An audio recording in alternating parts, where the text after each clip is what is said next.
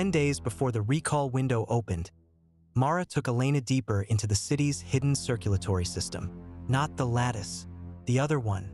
The one that still moved on paper and handshakes and the quiet agreement that some things should remain small enough to stay invisible. They walked between leaning garages and narrow service alleys. A man in a stained coverall handed another a folded stack of bills for repairing a neighbor's failing water heater. A woman slipped an envelope of cash to an older couple for overnight elder care. No forms, no ledger entry, only the understanding that tomorrow the favor might be returned.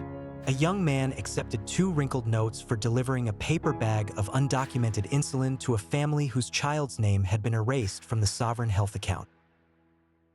Mara stopped beside a tarp-covered table where a woman was sorting small repair jobs. Bicycle chains, broken appliances, handwritten notes promising future labor in exchange for today's fix. This is the side gig republic, VOS. Cash labor that never touches a sovereign account. Private care that doesn't wait for bureau approval. Undocumented medicine that keeps people alive between official denials. Small repairs, hidden generosity, the occasional quiet vice that keeps someone from breaking. The engine sees all of it as low-velocity noise. We see the only economy that still remembers how people actually live. Elena watched a father hand 3 bills to a neighbor for tutoring his daughter after the official school system had flagged the family for reviewable dependency. The tutor pocketed the cash without counting it and opened a worn textbook. The parish box was care. Marta Kale was harm. This is the whole middle layer the doctrine calls unscripted dependence. The lattice doesn't need to outlaw it. It only needs to make every one of these exchanges too risky to sustain once the recall fuses the histories. Exactly. Your clean line speech called opacity social violence. These people call it Tuesday. They fix each other's pipes, watch each other's kids, trade tomorrow's labor for today's bread. All without leaving a gray arc the engine can follow. The system doesn't hate crime here. It hates the fact that any of this still works without asking permission first. A quiet transaction finished nearby, an envelope of cash passed for a private medical consult. The doctor, an older woman with steady hands, tucked it away and began her examination under the tarp's shelter. We built the temporal aggregator to flag irregular velocity and deliberate pauses. Every one of these handoffs would trigger a reviewable plausibility score if the scanners ever caught them at scale.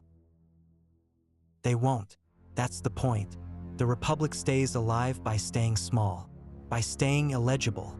The day the recall closes the last gap, the only thing left will be what the lattice already decided was worth remembering. Elena stood motionless, watching the quiet commerce continue around her.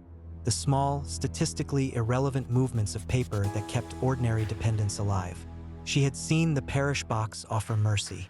She had seen the lattice narrow Marta Kale's life without ever proving guilt. Now she saw the full invisible republic that existed between those 2 poles. The everyday human economy the doctrine of clean lines had already labeled a fracture in the common body. You still have 10 days. After that, even these small things become part of your brother's chain or yours. Elena looked at the envelope still being passed under the tarp. We kept calling this leakage, shadow activity, informal burden transfer. But it's infrastructure, human infrastructure, the part that appears when the official system decides someone is too minor, too costly, or too inconvenient to carry. The city above them still believed it was held together by authorized nodes, clean ledgers, and verified accounts. Down here, under tarps and shop lights, another continuity was at work. Improvised, deniable, and fragile, but no less real for being unofficial. Elena understood then that the Bureau's deepest hostility was not toward criminality. It was toward any functioning layer of life it did not author.